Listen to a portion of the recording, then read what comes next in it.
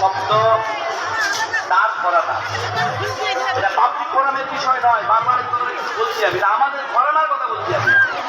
ঠাকুর বলছেন বুঝলি, আমি বাংলাদেশ গেছিলাম রবি ঘোষের কাছে, ওরে দেখুন কত কনসার্ট, তিনি যে সত্যি গেছিলেন তার প্রমাণ কি বলছেন, ওরে আমি কইয়া দিচ্ছি কালকে যাদের টেলিগ্রাম পাঠায়, রবি ঘোষের টেলিগ্রাম পড়ে হিরেনটা বলছে ঠাকুর বাড়িতে থেকে তারা স্কুলে পড়তো, কলেজ যেত, অফিস যেত, তারা কেউ সেদিন কোনো জায়গায় যায়নি, কেন তারা অধীর আগ্রহে অপেক্ষা করছে সত্যি ঠাকুরকে।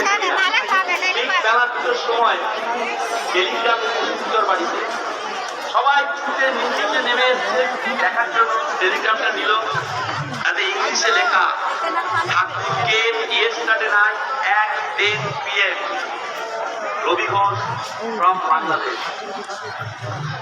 এবার নিজেকে প্রশ্ন করুন, যিনি সেকেন্ডের মধ্যে বাংলাদেশ চলে যেতে পারেন, যিনি সেকেন্ডের মধ্যে টিকটিকি ভাষা বুঝতে পারেন, যাকে কোনো মাস্টারমশাই পড়ায় না, যাকে মাস্টাররা প্রণাম করে, অজস্র বিভূতির ঘটনা, তার পক্ষে তার কাছে সমাজ বিপ্লব নেতাজি কোনো ম্যাটার করে?